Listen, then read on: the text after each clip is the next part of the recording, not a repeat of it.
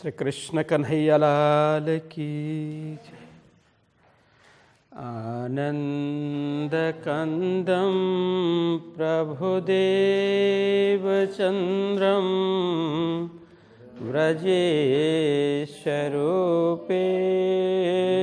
पुरापि जातं प्रविश्य प्राप्तं प्रियप्राणनाथं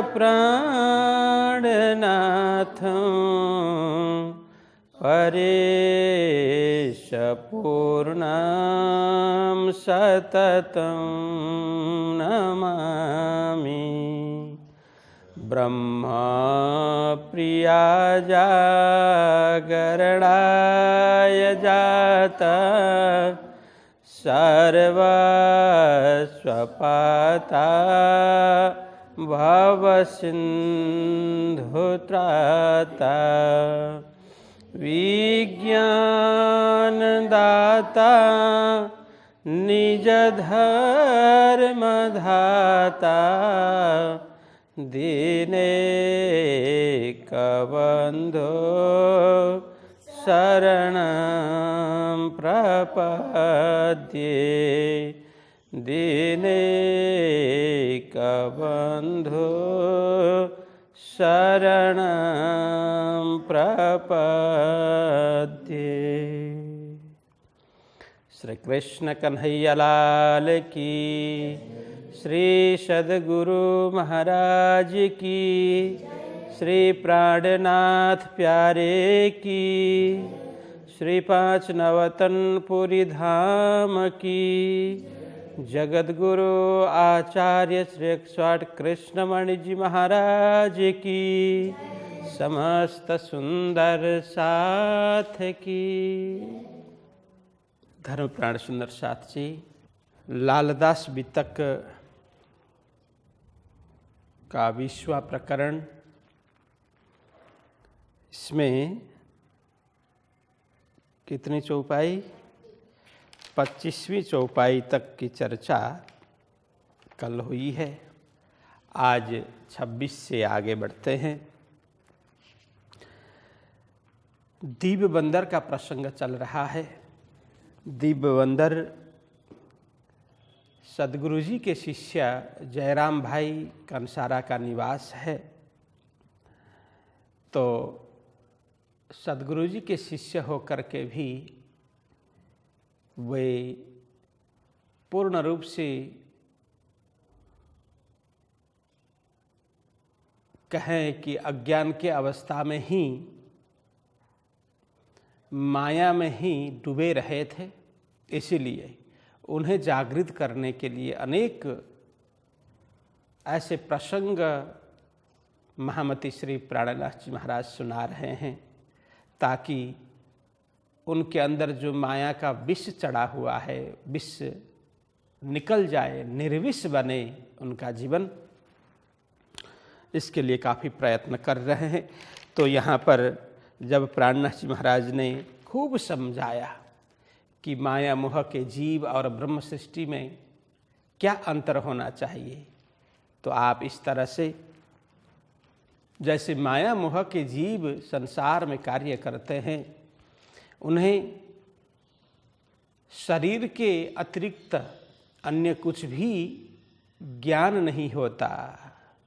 बस संसार में जन्म लिया, खाना पीना मौज मस्ती, और अंतिम में मर गए। इतना ही माया मोह के जीवों का कार्य होता है। उनकी न शरीर के अंदर विद्यमान मन के विषय में जानते हैं, न बुद्धि के विषय में जानते हैं, न आत्मा के विषय में जानते हैं, न परमात्मा के विषय में जानते हैं। जैसे अन्य पशु जीते हैं, वैसा ही जो जीता है वो माया के जीव है। बार बार खूब समझाया उन्हें। तो जयराम भाई कंसारा भूल मान करके रोने लग जाते हैं कि सचमुच मैं अज्ञान की नींद में सो रहा था, मुझे शरीर के अतिरिक्त अन्य कुछ भी ज्ञान नहीं था। सद्गुरु जी जैसे समर्थ गुरु मेरे मिलने के बाद भी न मैंने उनके प्रति कभी ऐसा भाव रखा, न ज़्यादा अपने आप को जानने का प्रयत्न किया, न परमात्मा के प्रति मेरी रुचि रही। इसीलिए मैं बिल्कुल अज्ञान की अवस्था में, नींद की अवस्था में मैं पड़ा रहा।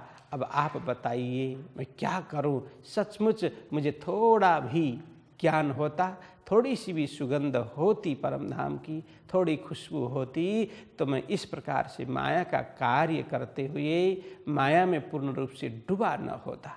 कुछ न कुछ सद्गुरु जी के ज्ञान मैंने अपने जीवन में धारण किया होता। खूब कहा, खूब रो रो करके कहा। वो प्रसंग हमने 25 चौपाई तक श्रवण की। अब 26वीं चौपाई में और वही कहते हैं, जयराम भाई क्या बोल रहे हैं? अब मेहर देखी श्री राज की, जो भेज दिए तुमको, हमारी तरफ देखिया, हम तो डूबे संसार में। तो प्राणनाथ जी महाराज को बोल रहे हैं कि अब मेरे प्रति दया करके मुझे इस माया से उबारने के लिए, इस दलदल से उठाने के लिए अब मेहर देखी श्री राज की। तो कहते हैं मैंने राज्य की मेहर देखी, राज्य की कृपा मैंने देखी मेरे ऊपर। क्यों? क्योंकि जो भेज दिए तुमको, आपको राज्य ने यहाँ पर मेरे लिए भेज दिया, मेरे कारण भेज दिया, मुझे इस अंधकार से उठाने के लिए, जगाने के लिए, जागृत करने के लिए आपको मेरे लिए ही भेजा परमात्मा ने, श्री राज जी ने।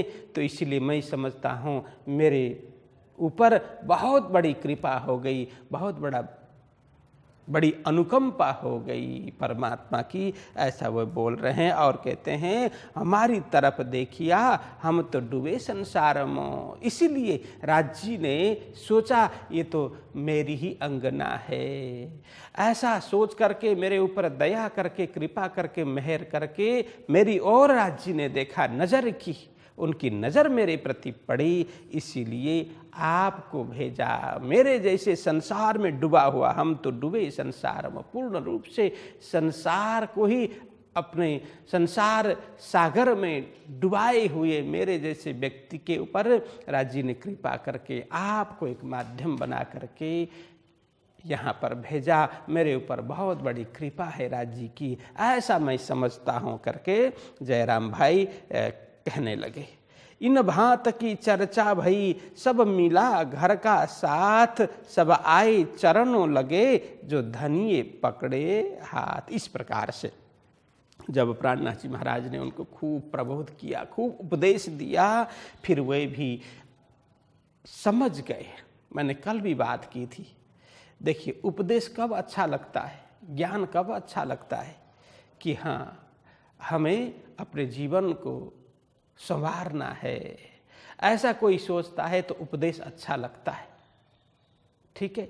लेकिन अब हमें आगे बढ़ना ही नहीं है, हम जैसे हैं वैसे ही ठीक है, अथवा तो हम पूर्ण ज्ञानी हो गए हैं, इस प्रकार का भाव जब हमारे जीवन में आता है, कोई दूसरा उपदेश करता है तो अच्छा नहीं लगता। इसका मतलब क्या है? हम बीमार हैं। बीमार लोगों को भोजन अच्छा नहीं लगता है ना। जब हम बीमार हो जाते हैं, हमें ज्वर सताता है, बुखार आता है, तो कुछ भी खाने को अच्छा नहीं लगता। इसका मतलब भोजन तो खराब नहीं है, भोजन तो जैसा पहले था वैसा ही अभी है, लेकिन क्यों अच्छा नहीं लगता?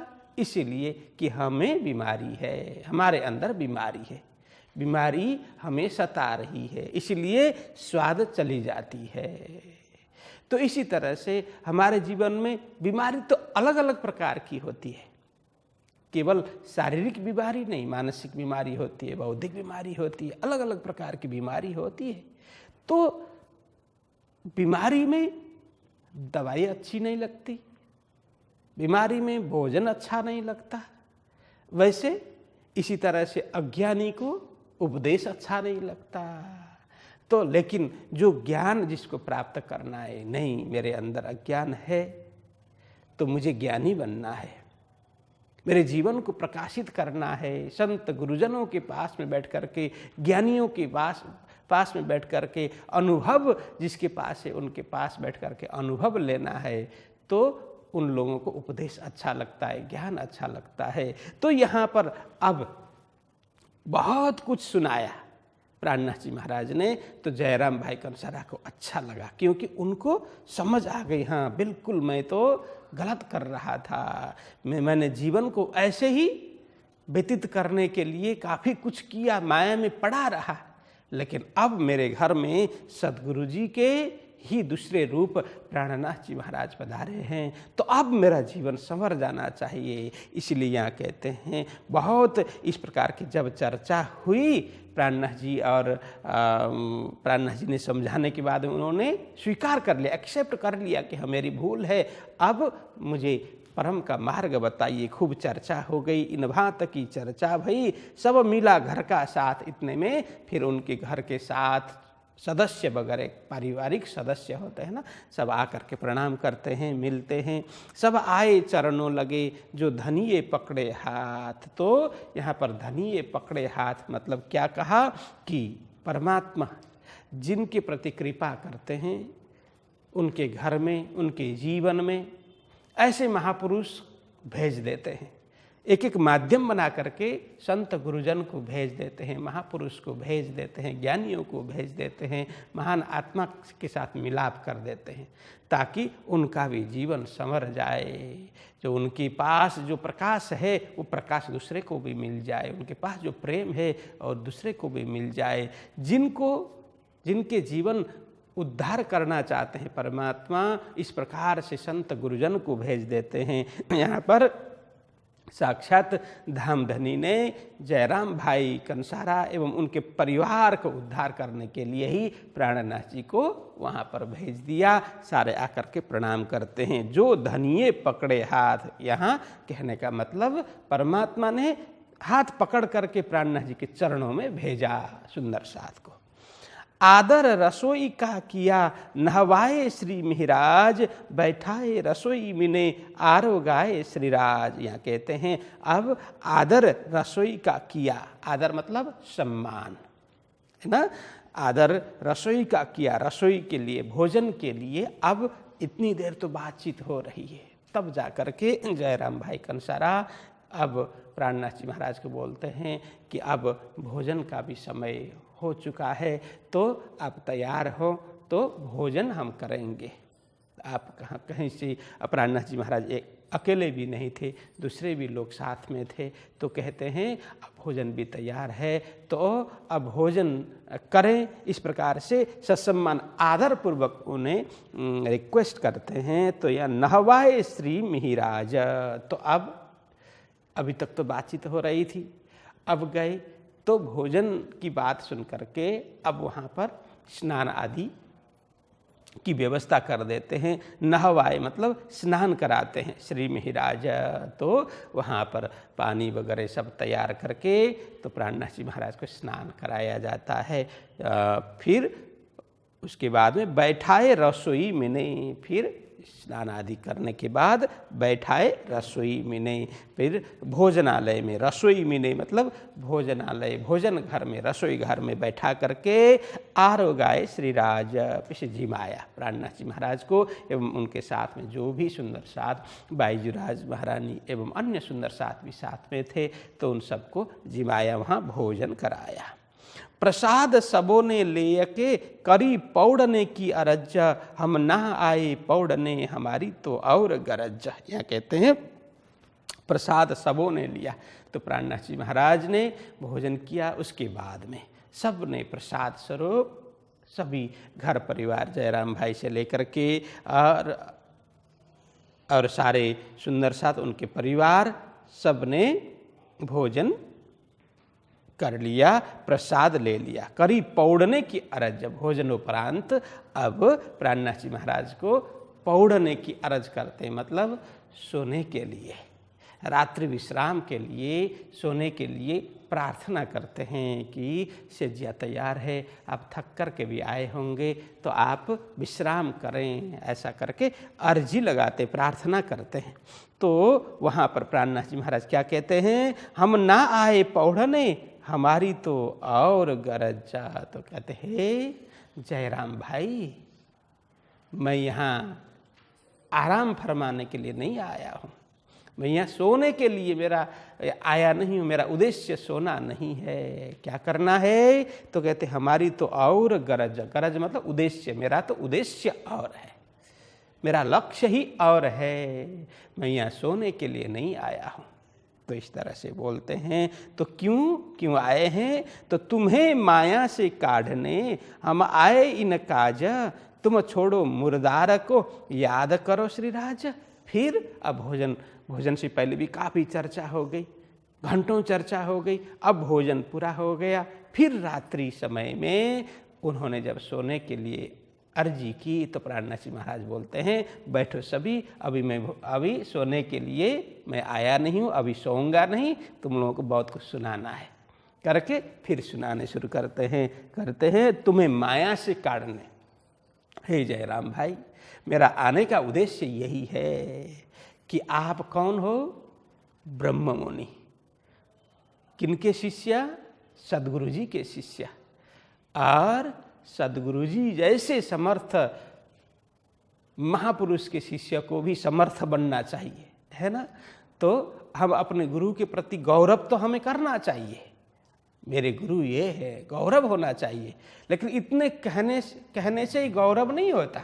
गौरव कब होगा कि अपने गुरु के कहे हुए उपदेश, बताया मार्ग, बताया ज्ञान के अनुरूप हम चलें, तो कहते हैं कि हाँ हमारे गुरु जी ये, हम भी कह सकते हैं और दूसरे भी कह सकते हैं कि हाँ गुरु कैसे हैं, गुरु ऐसे तो शिष्य भी तो ऐसे ही होंगे, तो कहेंगे ना। तो बाकी तो गुरु तो समर्थ है, लेकिन शिष्य समर्थ नहीं हुआ तो समर्थ मतलब गुरु जैसे समर्थ की बात नहीं है, लेकिन गुरु जो मार्ग बताए, जो प्रेम का मार्ग, ज्ञान का मार्ग बताए, जो पथ सद्गुरु जी ने बताया है, वो पथ में हम चलते बने, उस पथ से हम च्युत ना हो, पथ भ्रष्ट ना हो, तो हम कह सकते हैं कि हमारे तो गुरु सतगुरु जी है। तो उनके बताए मार्ग से हम कभी विचलित नहीं होंगे। तो यह प्राणनाथ जी महाराज कहते हैं आप तो विचलित हो गए, अन्य मार्ग अपनाया नहीं, फिर भी सद्गुरु का मार्ग भी तो नहीं अपनाया, ज्ञान लिया, मंत्र लिया, सब कुछ, लेकिन जैसे के तैसे पड़े रहे, इसका मतलब गौरव नहीं हुआ। तो ऐसे समर्थ सद्गुरु जी के शिष्य हो आप जयराम भाई, इसीलिए आप माया में डूबे हुए देख करके मुझे दया आ गई, तो आपको माया से उठाने के लिए, आपको जागृत करने के लिए मैं आया हूँ। तो कहते हैं तुम्हें माया से काढ़ने हम आए इन काज, तुम छोड़ो मुर्दार को याद करो श्री राज। तो कहते हैं तुम इस मुर्दार को छोड़ दो, ये कब तक पकड़ करके इस मुर्दार को पकड़ करके रहोगे, ये तो मरने वाला है। देखो कभी इच्छा तृष्णा पूरी नहीं होगी, कभी भी नहीं होगी, जितना भी भोगें वो तृप्ति होने वाली नहीं है। थोड़ी देर हमें लगेगा कि हाँ हो गई, तृप्ति हो गई, फिर कुछ देर के बाद में फिर वासना उसी तरह से जगेगी। तो हमें इस तरह से समझना चाहिए, यह सांसारिक तृष्णा है, कभी पूरी होने वाली नहीं है। जिस तरह से जैसे हमें कोई भोजन बहुत पसंद है, कोई वानगी, कोई परिकार, मेवा, मिष्टान्न कुछ भी हो, जो हमें बहुत पसंद है वो आप कल्पना कर लीजिए। किसी को खीर पसंद है, किसी को जलेबी पसंद है, किसी को लड्डू पसंद है, किसी को क्या कुछ पसंद है ना, अपने अपने हिसाब से कल्पना करो, बहुत पसंद है। तो भूख भी बहुत लगी है हमें 1-2 दिन से भोजन किया ही नहीं, अब वो जो हमें सबसे पसंदीदा भोजन हो वो हम कल्पना करें तो मुख में पानी आ जाता है ना, वो खाने मिल जाए तो फिर अब भोजन भी तैयार है, भूख से हम छटपटा रहे हैं, टेबल में बैठे खाने के लिए अपने आसन में बैठे, अब रसोई घर में भोजन पिरस रहे हैं, तो हमें जल्दीबाजी होती है, अरे जल्दी आए तो अच्छा है ना। तो भोजन भी आया, तो भोजन आया तो हमें लगता है कि हाँ बहुत कुछ भोजन हो, तो भी हमें लगता है कि हाँ इतने से क्या होगा, क्योंकि भूख ज़्यादा हो रही है ना, तो इतने से तो क्या होगा ऐसा लगेगा। फिर खाने लग जाते। प्रथम घास जब हम खाते हैं, ओहो बड़ा आनंद आता है। इतना आनंद तो किसी में मिलता नहीं हो, इतना आनंद आता है ना प्रथम घास। फिर दूसरे तीसरे करते करते जो प्रथम घास में जो आनंद है वो घटने लग जाता है। घटते घटते घटते अंतिम होते होते अब भोजन में अरुचि हो जाती है कि अब हो गया, बस हो गया, अब पेट भर गया। तो भोजन कराने वाले प्रेम से और पिरसते हैं कि नहीं नहीं अब थोड़ा तो खाना पड़ेगा आपको, तो फिर खाएंगे, थोड़ा खाएंगे मान रखने के लिए, ठीक है। और दूसरे जो भोजन बनाने वाले किसी सुंदर साथ के घर में जाते हैं तो फिर रसोई घर से दूसरे सुंदर साथ आते हैं, नहीं मेरी ओर से तो खाना पड़ेगा क्योंकि ये रोटी मैंने बनाई, ये लड्डू मैंने बनाई। तो ऐसे करते हैं कि मैंने बनाया, मेरे हाथ से तो कुछ लेना पड़ेगा करके प्रेम से खिलाते हैं। तो अब खा खा करके कितने खाएंगे, अब लगेगा कि नहीं नहीं अब मेरे से नहीं खाया जाएगा, बहुत हो गया, ऐसा लगेगा ना। फिर भी डाल दे तो वो जबरदस्ती खाते हैं। इसी तरह से खिलाते जाएंगे तो हम बोलेंगे नहीं नहीं अब मत डालना, अब हो गया, बिल्कुल हो गया, अब खिलाएंगे तो जो अंदर है वो भी बाहर निकल जाएगा, ऐसा होगा ना। सबने अनुभव किया होगा। तो अब लगेगा कि वो भोजन देखते ही हमें लगेगा कि नहीं नहीं नहीं अब मैं नहीं खाऊंगा, वो वितृष्णा होने लगेगी, नहीं अब नहीं खाऊंगा, ऐसा होगा। अब आप 15 मिनट पहले लगता था कि ओहो बाप रे ये भोजन मिल जाए तो मुख में पानी आता था। अब 15 मिनट के बाद में क्या हो गया, तो खा खा करके आप उब गए। अब आपको लगेगा कि मैं जीवन भर ये नहीं खाऊंगा, कभी मतलब कोई जबरदस्ती खिला देगा तो कि अब जीवन भर मैं नहीं खाऊंगा ये, ऐसा होगा। लेकिन 2 घंटे 4 घंटे 6 घंटे में फिर खाने का मन कर जाता है।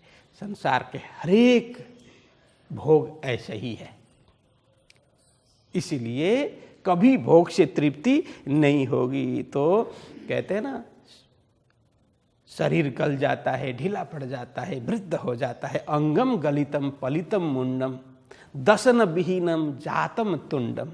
कहते हैं अंग गल जाता है ना। पलितम मुंडम जो बाल पक जाते हैं, चमड़ी ढीली पड़ जाती है। तो फिर दसन विहीनम जातम तुंडम, दसन बोलते हैं दांत विहीन, है ना।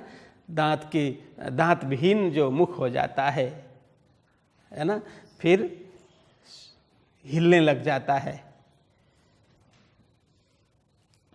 फिर भी ऐसी दशा में भी तो कहते हैं वृद्धो याति गृहीत्वा दंडम तदपि न मुंचति आशा पिंडम। शरीर ऐसा हो जाता है, आँख से दिखना बंद हो जाता है, कान से सुनना बंद हो जाता है, और जो नवद्वार है वो विकृत बन जाते हैं, गंदे हो जाते हैं। में लकड़ी लेकर के चलने की अवस्था होती है, फिर भी तदपि न मुंचति आशा पिंडम। कभी आशा मरती नहीं है, और कुछ हो और कुछ हो और कुछ हो, ऐसे अब इसमें सुख मिलेगा उसमें सुख मिलेगा, सुख ढूंढते ढूंढते ढूंढते उम्र चली जाती है, लेकिन सुख मिलता नहीं है। इसलिए हे जय राम भाई कंसारा, अब आप ये माया, ये मुर्दार मतलब ये मृत तुल्य, यहाँ आया ना मुर्दार, तो मृत तुल्य जो यह संसार और संसार के भोग सबको आप छोड़ दो। इसलिए कभी कभी हम सोचते हैं कि ये भोग हम भोग रहे हैं, लेकिन ज्ञानी जन कहते हैं भोगा न भुक्ता वयमेव भुक्ता। तो भोग हम सोचते हैं कि भोग हम भोग रहे हैं, लेकिन ऐसा नहीं है, भोग ही हमें भोग रहा है। कोई भी भोग हमें भोगता है, न कि हम भोग को भोग सकते हैं। इसलिए तो ये तृष्णा कभी भी जीर्ण होने वाली नहीं है। हमारा शरीर जीर्ण होता है, शरीर वृद्ध हो जाता है, लेकिन तृष्णा है, आशा है, अपेक्षा है, ये कभी वृद्ध होने वाला, तृष्णा कभी वृद्ध नहीं होती, आशा कभी वृद्ध नहीं होती, अपेक्षा और बलवती होती जाती है।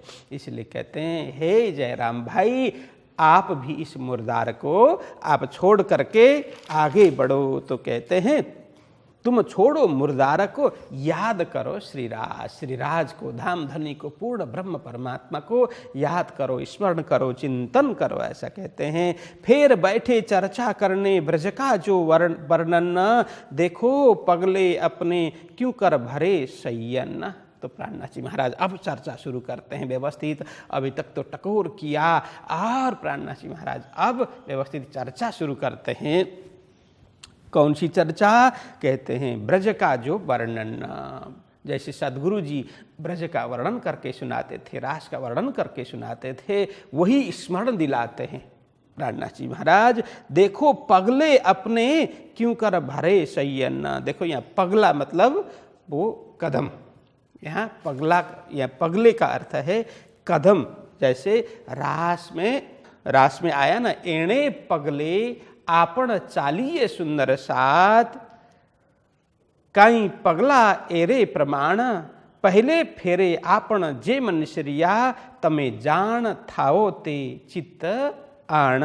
तो ऐसा प्राणनाथ जी महाराज रास ग्रंथ, जैसे पहले बताया रास ग्रंथ का अखंड स्वरूप अस्थिर आकार है, ये तो जामनगर में प्रकट हुआ ये प्रकरण, ठीक है। तो पहले के जो मोहजल के 5 प्रकरण है, ये सारे दीव बंदर में जयराम भाई को उपदेश करते हुए, वहाँ के सुंदर साथ को उपदेश करते हुए वहाँ प्रकट हुआ था। इसीलिए कहते हैं कि एणे पगले आपण चालिए सुंदर साथ। हे सुंदर साथ जी, वो पद चिन्ह पर हमें चलना चाहिए। पगले मतलब वो पद चिन्ह, वो मार्ग, जो मार्ग में हम चल पड़े थे। कौन सा मार्ग? तो ब्रज में जिस प्रकार से जो ब्रज की बात सुना करके कहते हैं कि हम सभी खेल देखने के लिए ब्रज में आए, वहाँ पर हमारे धामधनी स्वरूप साक्षात श्री राज जी भी श्री कृष्ण स्वरूप में पधारे, और हम सभी वहाँ पर गोपियों के रूप में प्रकट हो गए। तो वहाँ पर श्री कृष्ण जी जो करते थे, हम थे तो अलग अलग घर में, लेकिन हमारा चिंतन सदा श्री कृष्ण के चरणों में ही रहता था, ध्यान श्री कृष्ण के चरणों में ही रहता था। कितने प्रेम हम उनको करते थे। जब वो बन जाते थे तो हमारा दिन निकलना मुश्किल हो जाता था। वहाँ एक एक पल हम श्री कृष्ण के चिंतन में ही बिताते थे। तो इसीलिए वो एणे पगले, तो कहते हैं पहले फेरे आपण जे मनुष्यरिया। अब जैसे जिस प्रकार से पहले फेरे, पहला फेरा मतलब ब्रज परमधाम में जब खेल देखने के लिए माँ की, तो सर्वप्रथम राज जी ने हमें कहाँ भेजा? ब्रज मंडल में भेजा, गोपियों के रूप में भेजा, सखियों के रूप में भेजा। तो वहाँ पर श्री कृष्ण प्रेम में हम इतने मतलब निमग्न थे, वहाँ किस प्रकार से प्रेम करते थे, किस प्रकार से चिंतन करते थे उस विषय में। और उसके बाद में जब रास ब्रह्मांड में जाने का ये दूसरा फेरा, रास में जाने का अवसर आया, तो किस तरह से सब कुछ छोड़ करके हम निकल गए। तो पहले फेरे आपण जे मनुष्यरिया, जिस प्रकार से पहले ब्रजमंडल से रास में जाने के लिए किस तरह से हमने एक पल में सब कुछ छोड़ करके हम अपने प्राण प्रियतम के चरणों में पहुँचे थे, वो आप याद करो, आप ही थे, ऐसे करके समझाते हैं। और कोई दूसरा नहीं, आप थे वहाँ पर। आप किस तरह से सब कुछ छोड़ करके धामधनी के चरणों में पहुँच, कितना प्रेम था आपके हृदय में, लेकिन यहाँ आकर के सब कुछ भूल गए। तो कहते हैं यहाँ और भी कहते हैं कि ब्रजमा कीधी आपण बातड़ी, ये रास की चौपाई है। ब्रजमा कीधी आपण बातड़ी, सगली माहे स्नेह, काम करता अति घना, पण खीण नव छाड़ियो नेह। देखिए ब्रजमा जो हमारी बात है, हमारी चर्चा, उस विषय में कहते हैं कि एक आपस में हम चर्चा करते रहते थे। एक आपस में जब भी मिले हम क्या चर्चा करते थे? श्री कृष्ण जी के विषय में चर्चा करते थे, उनके स्वरूप के विषय में चर्चा करते थे, उनकी लीला के विषय में चर्चा करते थे। जो भी जैसे किस तरह से बोलते हैं, किस तरह से चलते हैं, क्या लीला करते हैं, उनका स्वरूप क्या है, श्रृंगार क्या है, बस यही चर्चा हम आपस में सखियाँ, हम गोपियाँ किया करती थी। तो अलग अलग काम तो हमें करना ही पड़ता था। काम करता अति घणो, अलग अलग काम तो देखिए अभी इतनी सुविधा हो गई, फिर भी काम तो करने पड़ते हैं। तो उस समय तो ऐसी सुविधा कुछ नहीं थी, फिर भी घर का सारा काम करना पड़ता था और खेती का काम भी करने पड़ते थे। सारे काम करते हुए काम करता अति घणो, पण क्षीण न मुके नेह। नेह मतलब प्रेम। प्रेम बिल्कुल हमारे हृदय से प्रेम कम नहीं होता था, हम छूटता नहीं था। नमू के मतलब हम छोड़ते नहीं थे, प्रेम से अलग हम होते ही नहीं थे, प्रेम में भीगे रहते थे। तो कहते उठता बेसता रमता बालो चित्त थी ते अलग न थाए, ज्यारे बन पधारता त्यारे क्षीण वर्षा सो थाए। तो उठता बेसता रमता जो भी करे, सुबह उठे, उठने से लेकर के जो जो कार्य करे, हिल डुल करे, काम कार्य करे, कोई खेल करें, हर एक कार्य में बस चित्त थी ते अलग न थाए। अपने बालाजी, अपने धामधनी, अपने हृदय से कभी अलग नहीं होते थे। इतना प्रेम हमारे हृदय में उनके प्रति भरा पड़ता था। तो कहते हैं माहो माहे विचार ज करता, बात ज करता, यह आत्म सौनी एकज दिशे जुजबी ते दिशे देह। बस कहते हैं आपस में भी वही बात, वही चर्चा करते थे। जब वन में जाते थे गाय लेकर के, तो एक एक क्षण हमारे लिए कल्प समान व्यतीत हो जाता था। ज्यारे बन पधारता त्यारे रोवंता दिन जाए। तो वो दर्शन नहीं होते थे, तो दर्शन की प्यासी आंखें रोने लग जाती थी। श्री कृष्ण दर्शन में इतने, श्री कृष्ण प्रेम में हम इतने पागल थे, इतने प्रेम में भीगे हुए थे। तो जयराम भाई को ये सब खूब समझा रहे हैं। तो कहते हैं आगे निश दिवस बालाजी सु बातो रामत करता जाए, क्षीण मात्र जो अलगा थइये तो बिछोड़ो खिणन खमाए। तो यहाँ कहते हैं निश दिवस, रात दिन बालाजी से बात करते थे। मतलब बालाजी सु बात, मतलब रात दिन तो साथ में नहीं रहते थे, लेकिन जब मिले बातचीत की, फिर सखियों आपस में मिलते तो वही बातचीत की। अब वो जब प्रत्यक्ष नहीं है हमारे सामने, तो भी हम अपने आप से बात करते थे। मतलब अपने आप से उनकी ही चर्चा करना, मन में श्री कृष्ण की ही चर्चा करना, उनके गुणानुवाद करना, भजन करते रहना उनसे मन ही मन। जब कोई अतिशय प्रेम में भीग जाता है, प्रेम में पागल हो जाता है, तो वो समझता है कि वो सामने ही बैठा हुआ है। ऐसे मन में होता है ना कि वो दूर भी हो, प्रत्यक्ष रूप से शारीरिक रूप से वहाँ न भी हो, अपने प्रेमी या प्रेमिका कोई भी हो जो अतिशय प्रेम करते हैं, तो चिंतन की धारा इस तरह से जुड़ जाती है।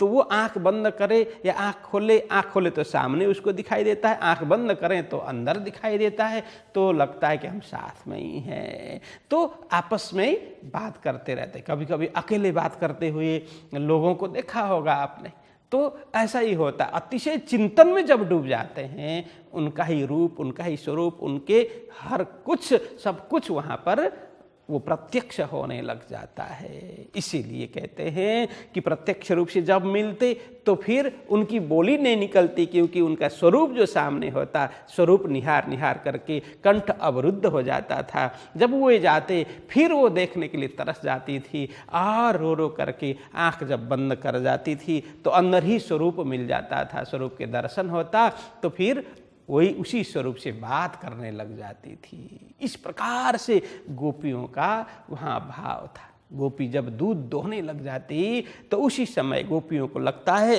कि श्री कृष्ण यहाँ सामने बैठे हुए हैं, कन्हैया आकर के हमसे बात कर रहे हैं। जब दूध निकाल रही होती, दूध दोहन कर रही होती है, तो उस समय श्री कृष्ण आकर के सखियों को ऐसा लगता है कि वो दूध मांग रहे हैं, दूध पीने के लिए मांग रहे हैं।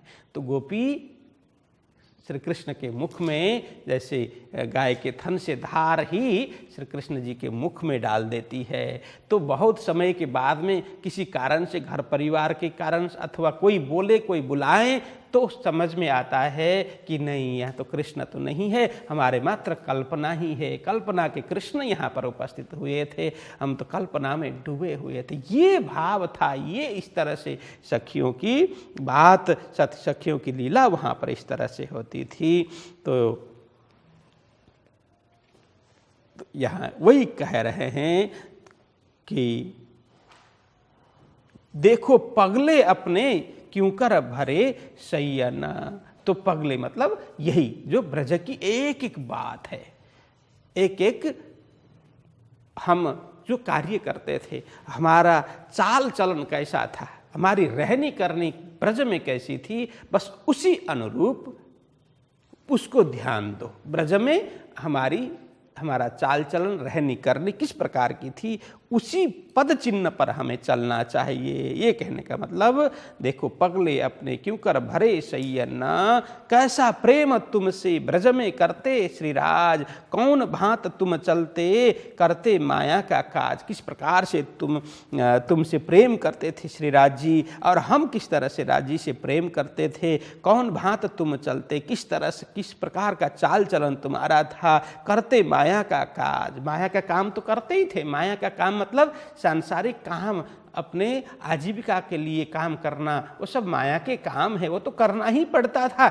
लेकिन चित्त से अलग राजी नहीं होते थे, प्रेम में हम भीगे रहते थे। तो यहाँ कहते हैं कुटुंब परिवार सब थे, रहते चित्त उदास, तुमको एक श्रीराज बिना और न रहती आस। यहाँ यही कहा ना कि काम करता अति घणो पण खिण न मुके नेह। कुटुंब परिवार सारे थे, बड़े बड़े परिवार होते थे कि अभी के जैसे छोटे छोटे परिवार। अभी तो परिवार का मतलब क्या हुआ कि हम दो हमारे दो, इतने ही परिवार हो गए।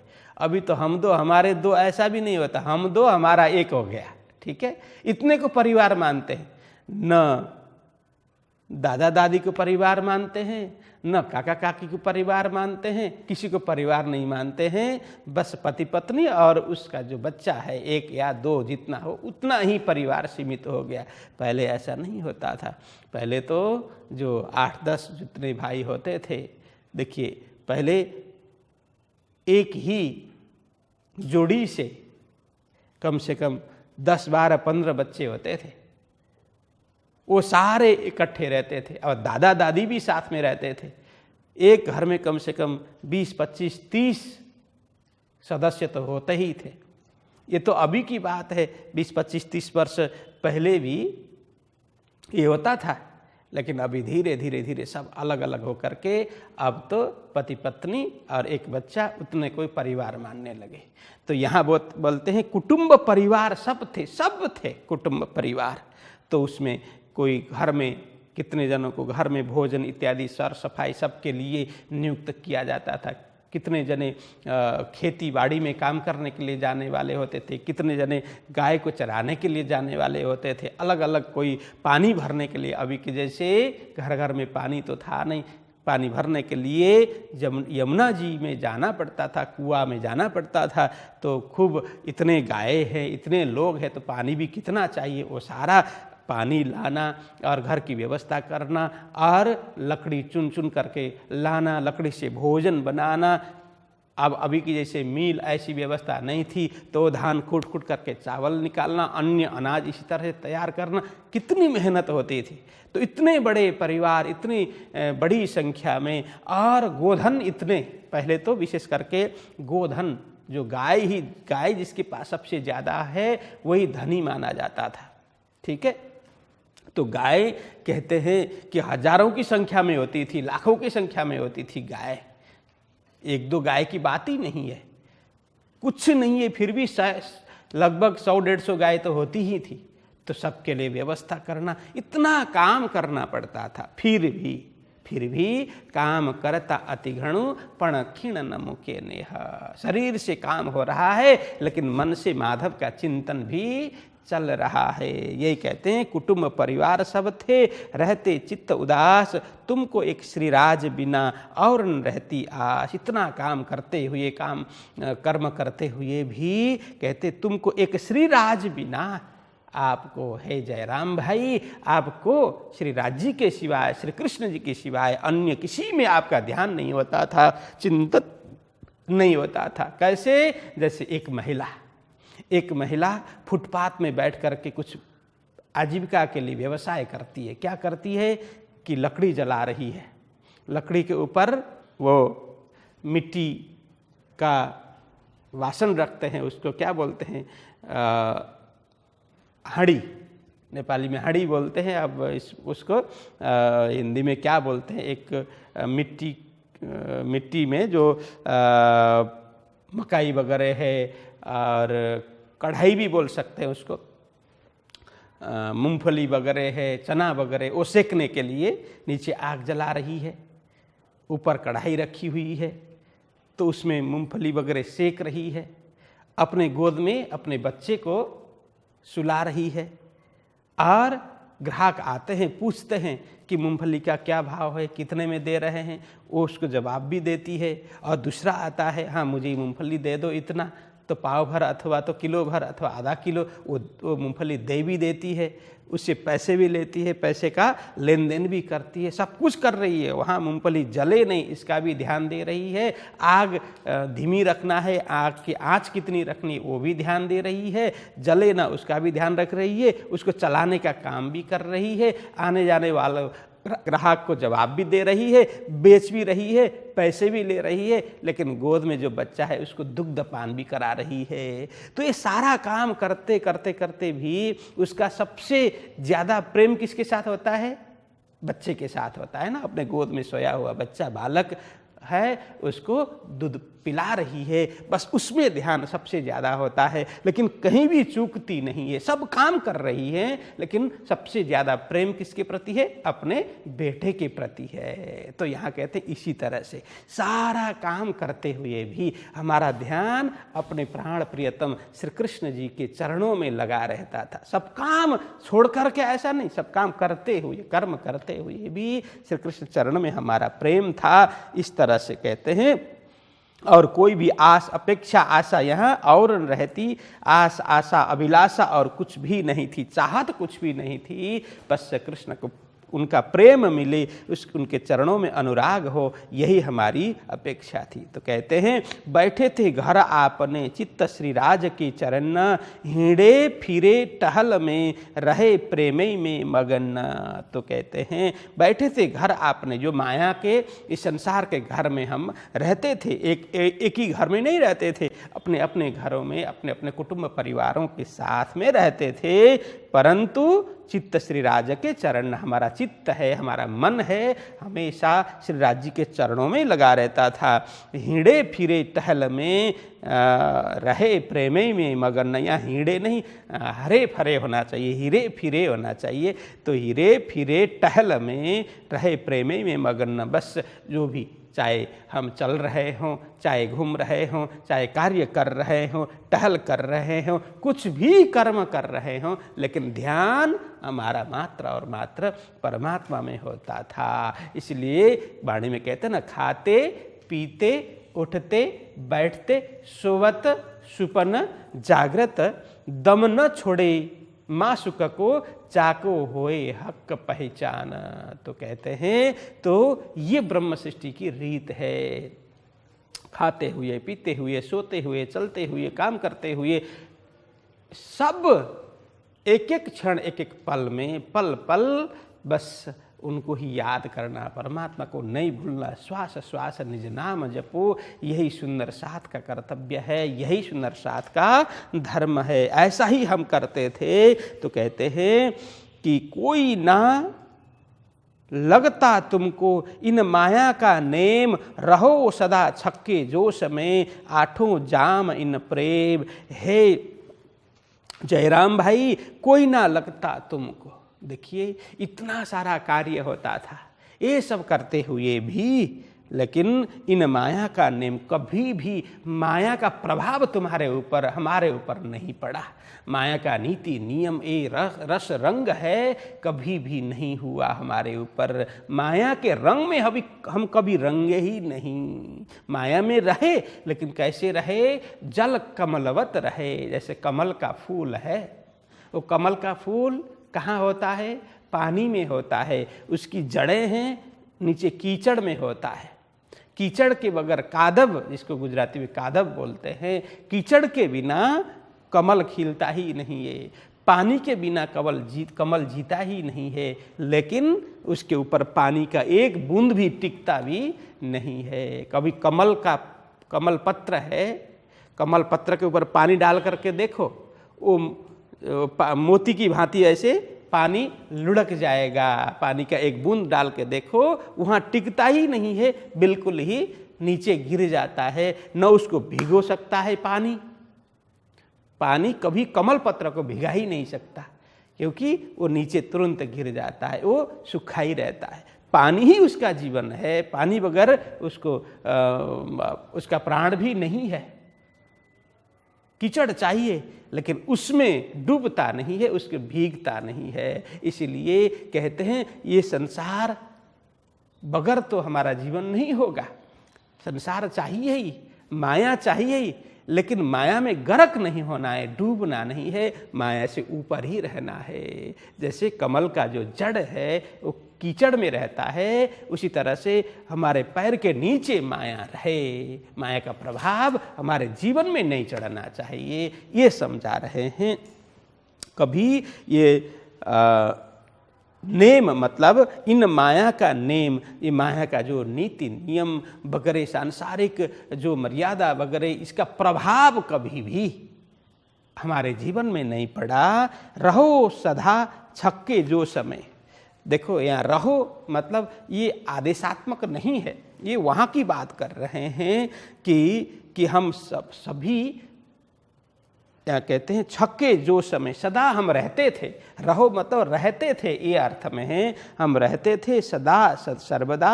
छक्के मतलब पूरा छक करके, डूब करके, मदहोश हो करके, छक जाना। जैसे अभी तो इसका अलग अर्थ करते हैं, जैसे शराब पीने वाले बस शराब में छक गया बोलते हैं ना, तो नशा में मतलब मदहोश हो गया, ये भाव है। तो यहाँ छके मतलब बस उस प्रेम की नशा में बिल्कुल मदहोश हो जाना, प्रेम के अतिरिक्त अन्य कुछ भी नहीं देखना। तो रहे सदा छक्के जोश में, जोश में, प्रेम में, जोश में, मतलब श्री कृष्ण चरण में इतना अनुराग था, अन्य कुछ दिखता ही नहीं था। बस उनके भजन में, उनके गुणानुवाद में, बस उनके स्वरूप दर्शन में, वही हम जोश में भरे रहते थे। हमारा जीवन इस तरह से चलता था। आठों जाम इन प्रेम, बस परमात्मा के प्रेम में आठों याम, जाम मतलब याम, आठों याम, इस तरह से हमारा जीवन वहाँ प्रेममय बीतता था। तो फिर आए जब रास में, किया गौवत्स पद संसार, नजरों कछु न आइया आड़े परवर दिगार। देखिए, जब हम अभी तक तो ब्रज की बात हो गई, तो अब कहते हैं ब्रज से हम रास में आए। जब शरद पूर्णिमा के दिन संध्या के समय जब श्री कृष्ण जी ने वेणुनाद किया, वंशी बजाई, उस समय का प्रसंग है कि तो फिर आए जब रास में, ब्रज से हम रास की ओर आए। तो रास के प्रसंग में कहते हैं, संझारे समेरे बेण वाइयो कहीं वृंदावन मोझार। तो श्री कृष्ण जी ने वृंदावन के बीच में जाकर के क्या किया, वेणु वादन किया, वंशी की नाद की। तो एणे समय सौ उबु मुकियो तेहने आड़ो न आवियो संसार। तो यहाँ यही कहते हैं, तो फिर आए जब रास में, किया गौवत्स संसार, नजरों कछु न आइया आड़े परवरदिगार। देखिए, रास से निकलते हुए जब वेणु वादन, वेणुनाद श्रवण की गोपियों ने, तो जो जिस स्थिति में थी सब कुछ छोड़ दिया। वहाँ पर गोपियों को क्या सुनाई दिया, वेणुनाद नहीं, उस नाद के अंदर में अपना नाम झंकृत होता हुआ सुनाई दिया कि सब गोपियाँ सोचती है कि श्री कृष्ण जी तो मुझे बुला रहे हैं। वहाँ किसी को वो हल्ला नहीं करती है, ए चलो जंगल में श्री कृष्ण जी बुला रहे हैं, ऐसा नहीं बोलती है कि उसको लगता है कि मुझे ही बुला रहे हैं। चुपचाप वो, न तो उसके अंदर कोई न देखे ऐसा भाव है, न तो उसके अंदर सबको वो हल्ला करके ले जाए ऐसा भाव है, क्योंकि वो स्वयं के और परमात्मा का अतिरिक्त तो किसी को देख ही नहीं रही है ना। दो ही है, परमात्मा और आत्मा और परमात्मा, बीच में कुछ भी नहीं है। तो इस तरह से जो जिस स्थिति में थी, तो रास में बहुत वर्णन है ना, जो सखी कोई बच्चे को दुग्धपान करा रही थी, उसी समय वेणुनाद होता है तो बच्चे को, अपने बालक को भी ऐसे पटक करके निकल जाती है। तो उसका मतलब सखियों के दिल में ऐसा नहीं है कि बालक के प्रति नफरत, ऐसा नहीं है, क्योंकि भान ही नहीं है ना, मेरे और परमात्मा के बीच में कुछ भी अन्य वस्तु है, अन्य व्यक्ति है, ऐसा भान ही नहीं है। अब बेभान हो गई, मदहोश हो गई, तो किसी को पता ही नहीं चलता कि क्या हो रहा है। कोई गाय को दूध रही थी, दूध निकाल रही थी, उसी समय जब बंसीनाद उसके कान में बंसीनाद सुनाई पड़ती है, तो उसको स्वयं का नाम सुनाई पड़ता है। तो उसी समय जो दूध दो रही है, जो घोड़ियों बोले गुजराती में, तो वो ढूंगरो वो छोड़ करके पटक करके निकल जाती है। कोई अपने परिवार, पति को, सास ससुर को भोजन करा रही थी, भात पिरस रही थी, तो उसी समय जब वेणुनाद होता है, तो उस समय एक पैर तो कसेड़ी में, एक पैर थाली में, इस तरह से होता है, क्योंकि बेभान अवस्था है। वो जानबूझ करके मैं ऐसा करूँ थोड़ी किया है, मतलब बिल्कुल मदहोश, जैसे छके रहना की बात हो गई ना, बिल्कुल प्रेम में इस तरह से छकी हुई है गोपी, तो उसको पता ही नहीं कि क्या कुछ चल रहा है, पता ही नहीं है। ये स्थिति में सखियाँ भाग जाती है। देखिए यहाँ वर्णन 4 विशेष करके ये समझाते हैं कि महिलाओं का अनुराग कहाँ कहाँ होता है। यहाँ बताया सर्वप्रथम जे तामसी सखी है, सखियों का भाव तो सबका एक ही है। संसार में ऐसे परमधाम में कोई भाव ऐसा होता नहीं कि राजसी, स्वातसी, तामसी, ऐसा कुछ। ये समझाने के लिए ये सब बातें हैं। ये संसार का भाव है, किसी का भाव कैसा होता है, किसी का भाव अलग होता है, ये सांसारिक भाव है। तो यहाँ समझाने के लिए बोलते हैं महिलाओं का 4 स्थानों में अनुराग होता है, 4 जगह में ज़्यादातर महिलाएं बंध जाती है।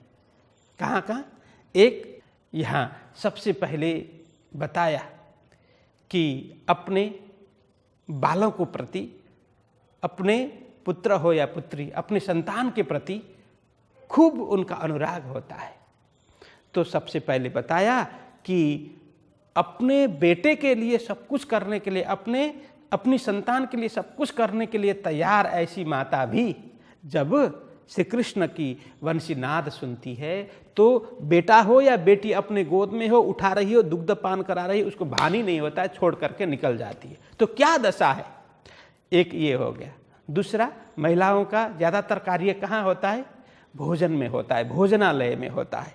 भोजन बनाना, भोजन कराना, भोजनालय की व्यवस्था देखना, ये होता है। दूसरा, बस भोजन करा रही थी, भोजन बना रही थी, कुछ भान ही नहीं हुआ, निकल पड़ी।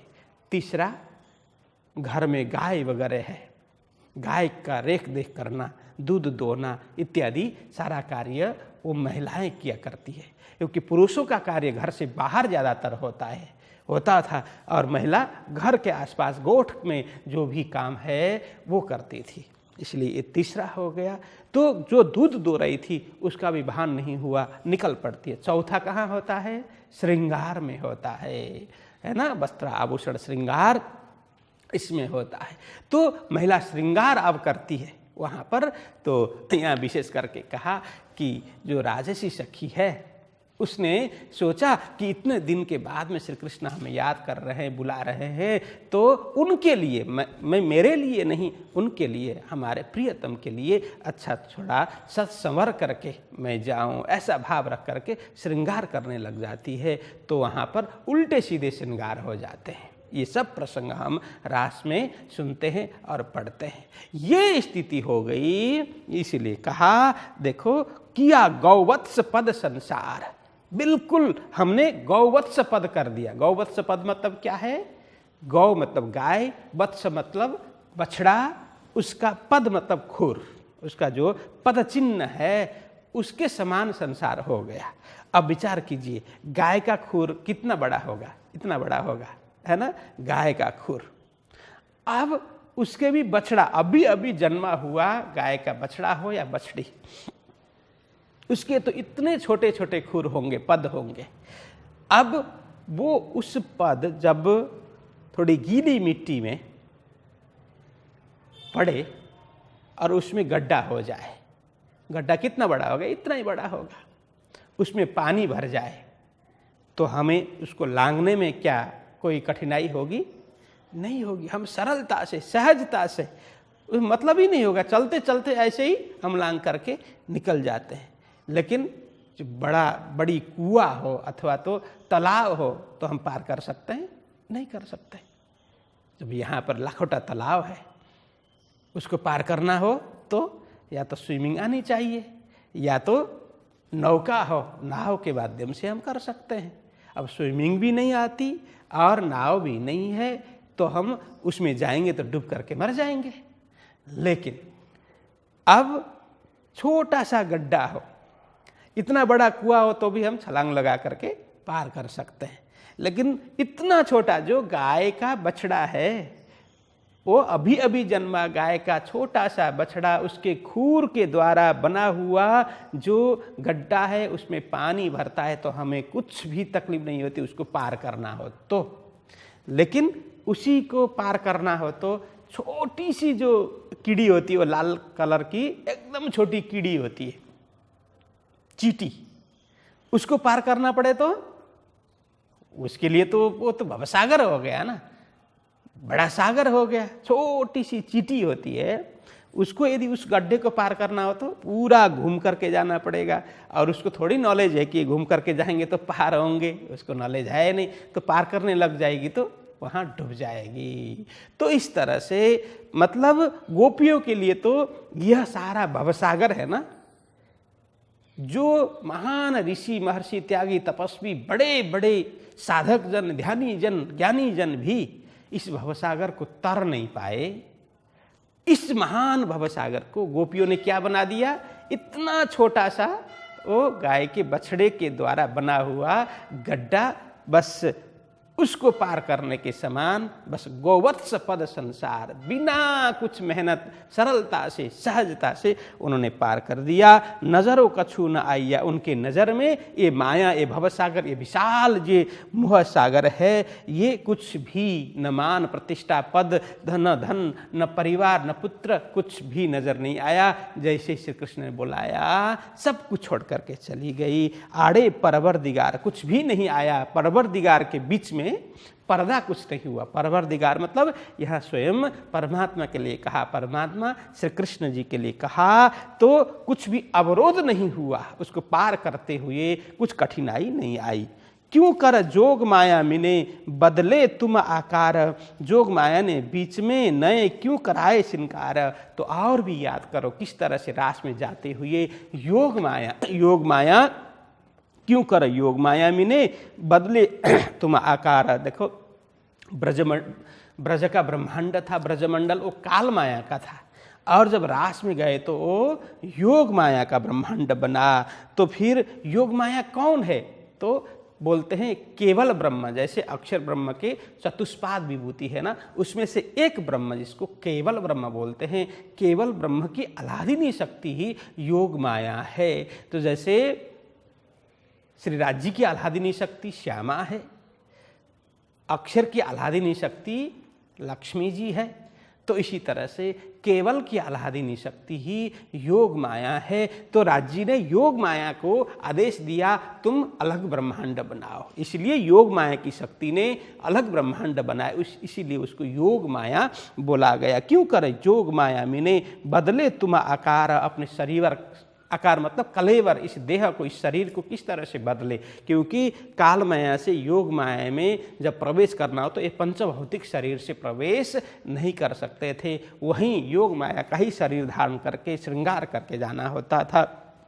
तो जोग माया ने बीच में नए क्यों कराए श्रृंगार। किस तरह से हम सभी का श्रृंगार नया कराया था। तुम क्यों उथले किए राजा से, जैसे ही श्रृंगार करके हम रास ब्रह्मांड में पहुँचे तो किस तरह से, यहाँ क्यों का मतलब किस तरह से, हाँ क्यों ये क्वेश्चन नहीं है, किस तरह से वो याद करवा रहे हैं, किस तरह से उथले किए राजस्व। उपालंब, उथले मतलब उपालंब, उनसे राजी से चर्चा परिचर्चा करना, तो किस तरह से किया था। साम सामे वचन, श्री राजी से हम वाद प्रतिवाद, उत्तर प्रत्युत्तर किस तरह से किया था। राजी ने पहले तो बुलाया सब प्रसंग, फिर आकर वहाँ जाकर के पूछते हैं अरे सखियाँ क्यों आए हो, इस तरह से रात के समय में यहाँ आने का क्या मतलब हुआ।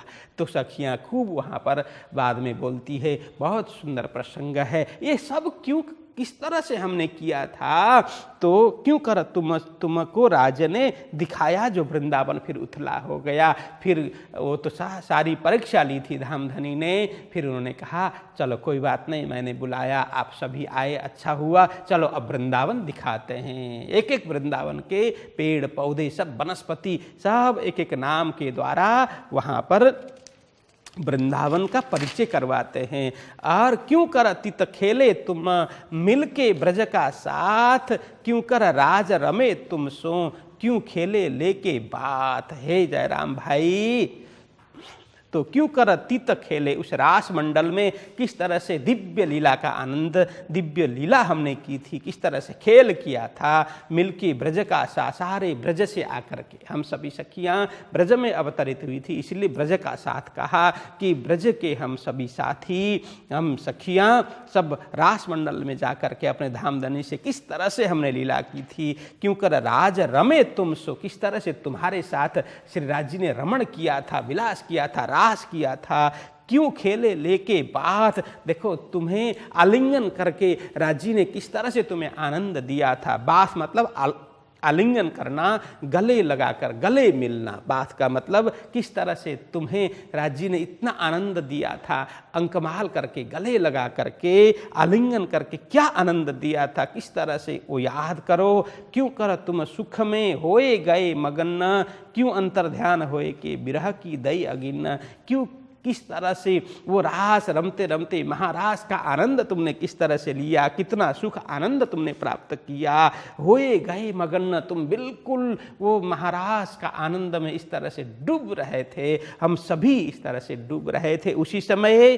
क्यों अंतर ध्यान होए के, तो राज्य अंतर ध्यान हो गए वहाँ पर रास के मंडल में, रास ब्रह्मांड में अंतर ध्यान किस लिए हो गए, किस तरह से अंतर ध्यान हो गए, वो भी याद करो। तो विरह की दई अगिन, फिर जैसे अंतर ध्यान हो गई, इतने रसानंद सागर में, ब्रह्मानंद सागर में हम डूब रहे थे, अचानक उन्होंने अंतर ध्यान होकर के हमें विरह की अग्नि प्रदान की, हमें दुख दिया। जैसे इतने आनंद में गोता लगा रहे थे, अचानक समुद्र सूख गया हो, जैसे मछली पानी से बाहर निकल करके तड़प रही हो, इस तरह से हम तड़पने लगी, विरह के अग्नि में हम जलने लगी। किस तरह से वो प्रसंग याद करो। श्री महामती कहे ए साथ जी, ये दीव की बितक अजू और बहुत है, सो कहूँ ग्रहे माफक। कहते हैं लालदास जी महाराज, हे सुंदर साथ जी, ये दीव बंदर में इस तरह से प्राणनाथ जी महाराज ने जयराम भाई कंसारा को खूब प्रबोध किया, परम धाम से लेकर के ब्रज, ब्रज से लेकर के रास, ये सारा एक एक घटना सुना करके याद करवा रहे हैं। उनको पुनः स्मृति में आए, उनका जाति स्मरण हो, वो जग जाएं, हाँ मैं सचमुच ब्रज में था, सचमुच मैं सखी के रूप में, गोपी के रूप में रास में श्री कृष्ण जी के साथ में लीला की थी। ये स्मरण में आए और जागने का एक एक बात स्मृति पटल में चढ़ जाए, इसके लिए प्राणनाथ जी महाराज खूब समझा रहे हैं। ये दीव की बितक का अजू और बहुत है। सुंदर साथ जी, अभी और भी बहुत है, यहाँ अजू मतलब अभी और भी बहुत है, सो कहूँ ग्रहे माफक। मेरी बुद्धि अनुरूप, मेरी बुद्धि ने जितना ग्रहण किया है, मैं जितना ग्रहण कर सका उसके अनुरूप और आगे भी मैं बताऊंगा। और ये आगे का प्रसंग हम कल श्रवण करेंगे। बोलो कृष्ण कन्हैया लाल की। श्री महामती कै साथ जी,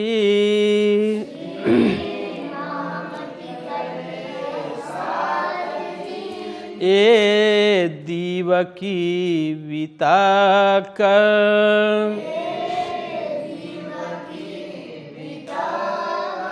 आजू और बहुत है,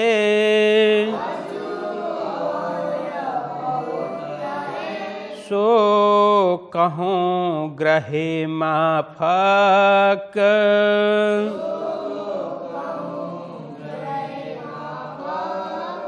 सो कहूँ ग्रहे माफक।